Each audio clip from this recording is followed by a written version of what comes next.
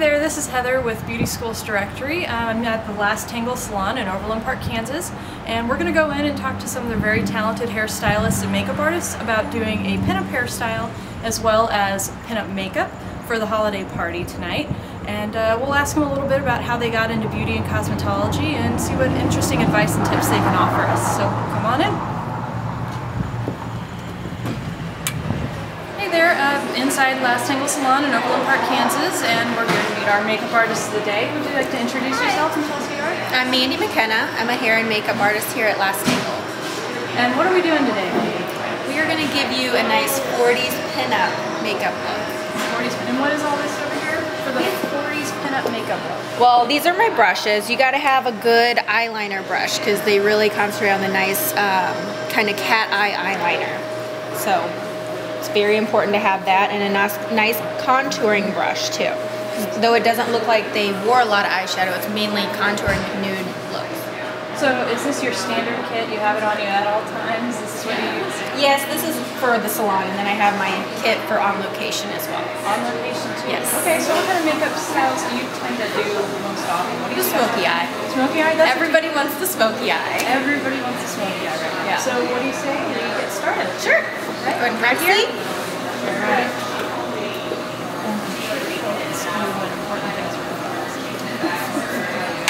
And what just happened there? This is alcohol. We like to be nice and sanitary.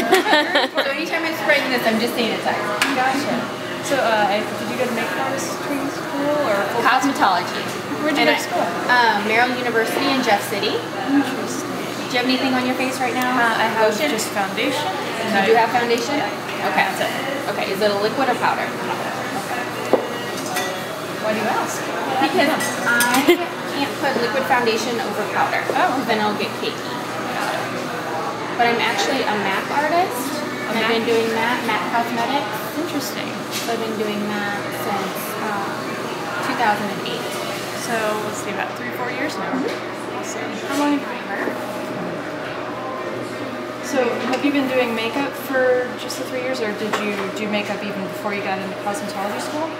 Oh, well, I've been an artist my whole life, so it kind of coincides. An artist like paintings and other creative stuff? Yeah. I like watercolors and charcoals. So is that how you knew that you wanted to be a makeup artist? No, I wanted to be a vet. Really? What happened? What changed?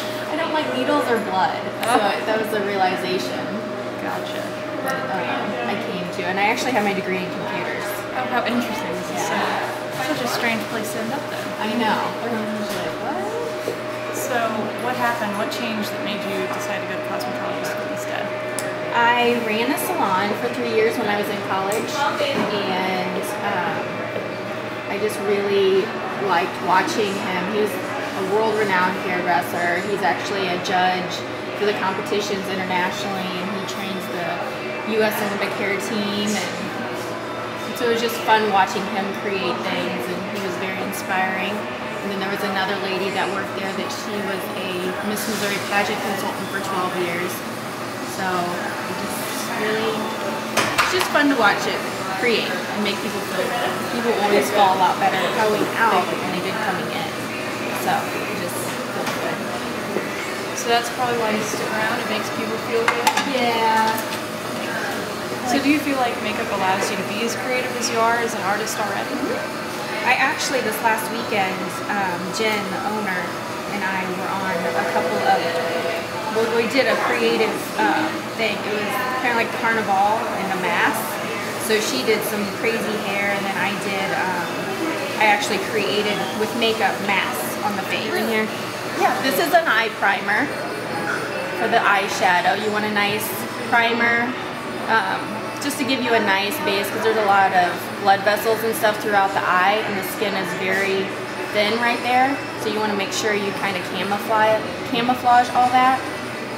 Cool. With a nice primer. Cool. So you can kind of see the difference. Close your eyes. Nice. When you're doing event makeup, do you typically do makeup first and hair second? It really depends. It depends, because I do their hair mostly too.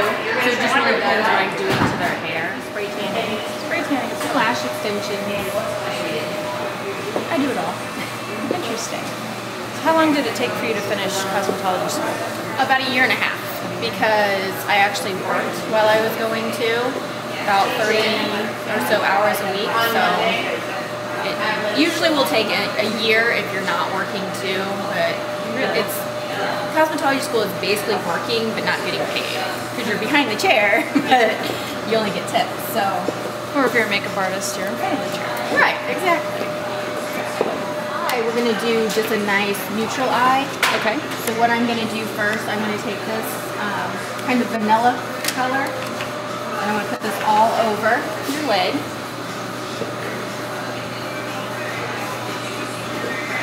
It's going to create a base for your eyeshadow.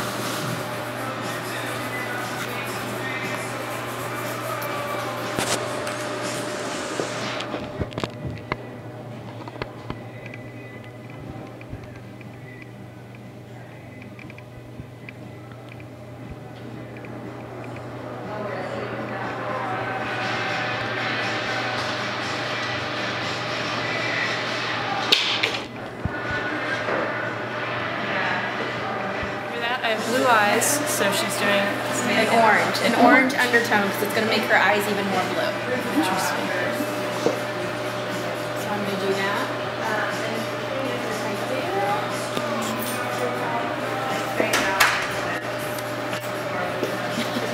Yeah, it looks gorgeous right now. I'm going to dust it off, and then we're going to blend it. Blending is like the most important thing you can learn as a makeup artist. Is that yeah, it is. It's very important to blend. You don't want to have a harsh line. So I'm just blending that on the outer corner and the inner corner. For the 40s makeup, they really had a highlight over the middle of the eye. And then blend it in the crease.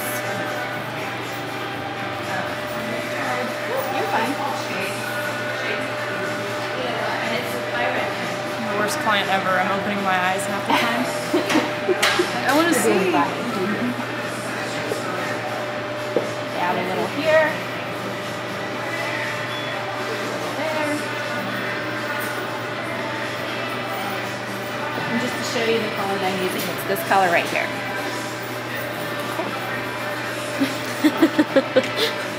Just keep pointing to your face. I'm excited. Look. I'm excited. She put color here, look. And this is Motive.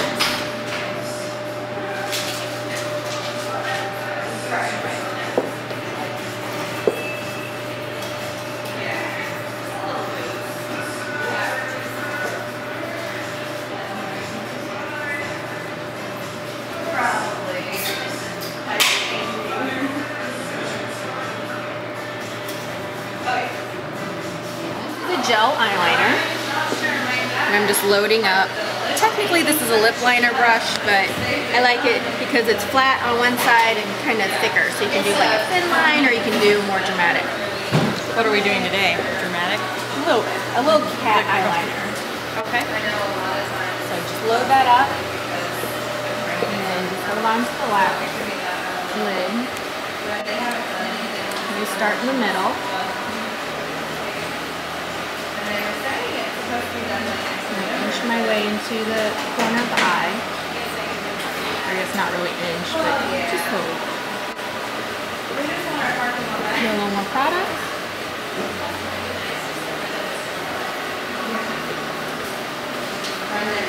You want to keep your eyes closed till this dries.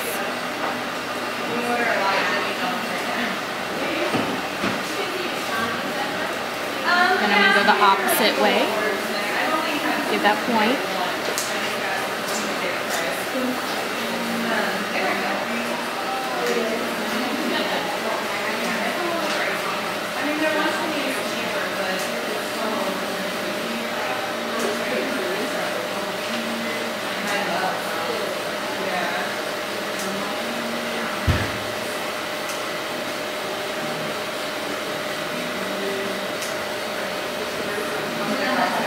Let that dry.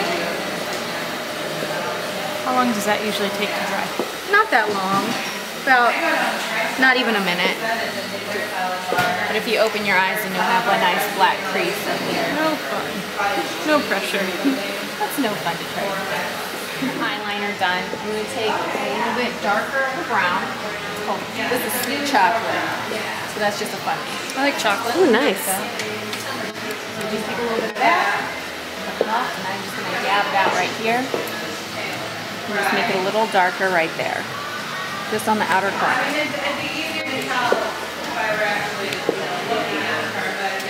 And blend that in.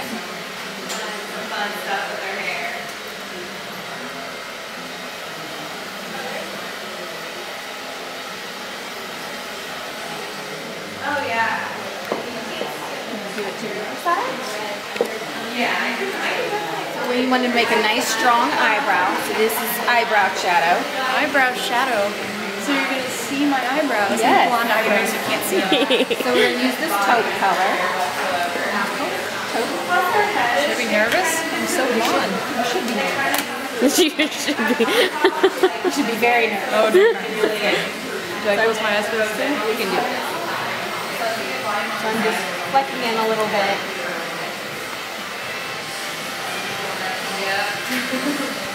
The shape of your brow. Give you a nice arch.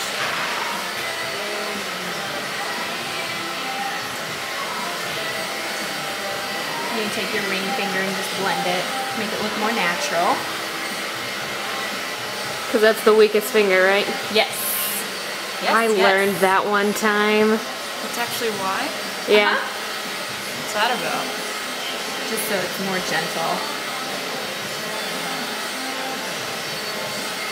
And the eyebrows shape the face.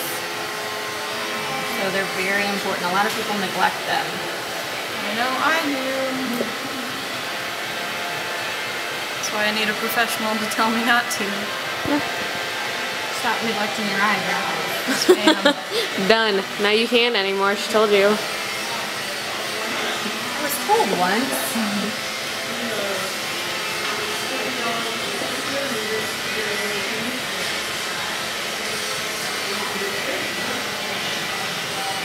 So are they still pretty light even though you're adding some taupe? Like They match your hair color. No, you're not going to have black eyebrows. How interesting. But, I mean, we can. No, I'm good. Thank you. Make sure that's nice and blended. More porcelain, I think. Oh, yes. You are porcelain. Does that mean pale in makeup speak? Yes. Oh, ouch. Porcelain. Nicole Kidman's porcelain. Yeah. So tell me what you looked for in order to be able to choose which color was right. Okay, so we chose the porcelain here because if you look, you want to always match your foundation to your neck, and you have more of like a warm pink undertone, and you're very fair complected. So it's a nice way of saying extra pale. Anti-sun. It's good though. That means No generally you're exactly as long as you don't burn. And this is a liquid. Yes, it is a liquid foundation. Just putting it on with a foundation brush. Just put a little bit and just paint it on. It feels like paint, in case anybody's wondering. Inquiring minds want to know, Heather. We should do a video all about what it's like to get makeup done. That's what we're making right now. Zing! See, we thought it was going to be what it's like to do makeup, but no. It's both. 2 for 1. Bonus. I'm so lucky. We come to you now live with the breaking foundation tip. Breaking foundation. Newsflash. It's not good to use a sponge with liquid foundations because it actually absorbs your foundation. Therefore, you see pennies go down the drain from being forced. You always want to use a brush. Nice. Get more liquids. mileage out of your foundation. Yes. Use it. They can be a little pricey, but I mean, You're saying it's cheaper in the long run. cheaper in the long run. You save makeup, you don't have to buy the sponges, and then this can last probably 20 years as long as you take care of it. So. Nice. So now we're doing a highlighter. This is number 1. Multiple highlighters. Yes, so we're going to do under the eye. Oh, it's going to make it look like I slept. Yeah, Aww. it's magic. Makeup is magic. So you can use this big brush or you can use a smaller one. Since I've already used it for foundation, I'm going to go ahead and stick with this one. And then I just pat it a little bit with my ring finger. How cool is that?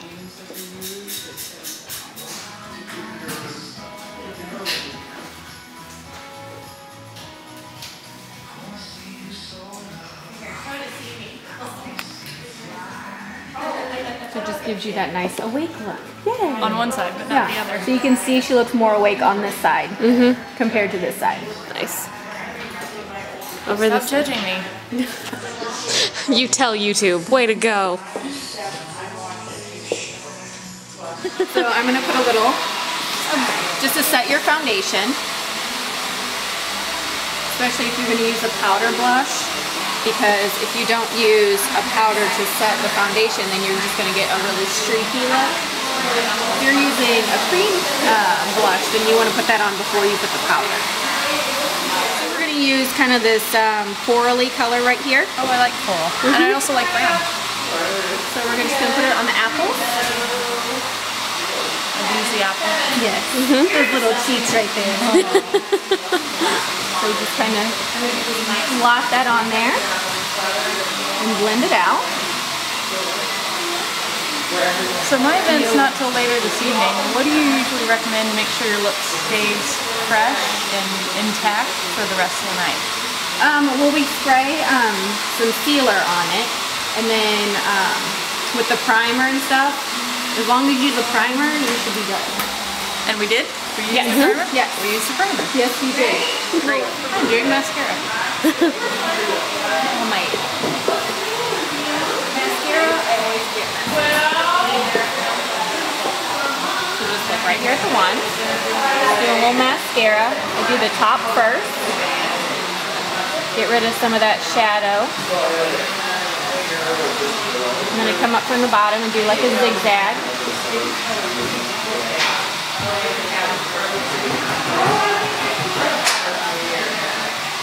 Okay. We're doing some individual lashes. I have some Duo Dark Tone glue. Just dipping the tip in there, and then you let it dry a little bit before you apply it, so it doesn't get all squirmy.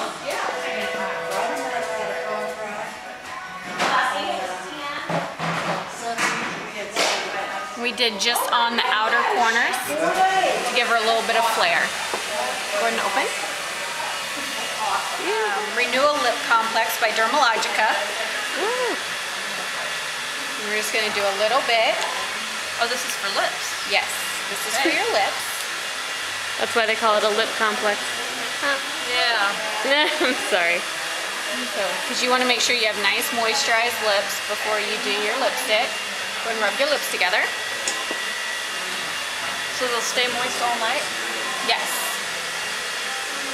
That's the idea. Get it nice and rubbed in. Lip pencil. And this one is Retro Red. And I do a nice thick line because it'll blend a little easier.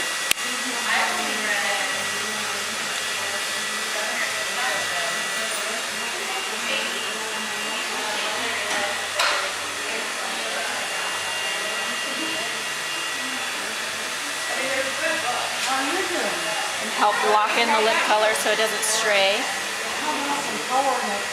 Yeah, you need it. It's huge. It's huge. And this is Venetian Red. And anybody can actually wear red lipstick, but there's different tones. There's true red, there's like an orangey red, and a pink red. What's this one? This one is pretty true, but then it kind of has a slight orangey undertone to kind of go with everything else that we've done.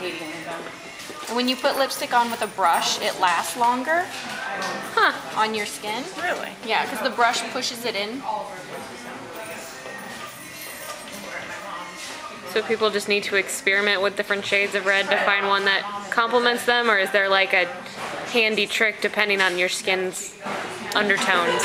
Generally, like if you have all of these skin tones, you can do true red or, well actually with olive, You just have to experiment. Yeah. For the most part. If you have more pink undertones, usually true reds kind of look a little weird. You just kind of have to play and get matched up to the right red.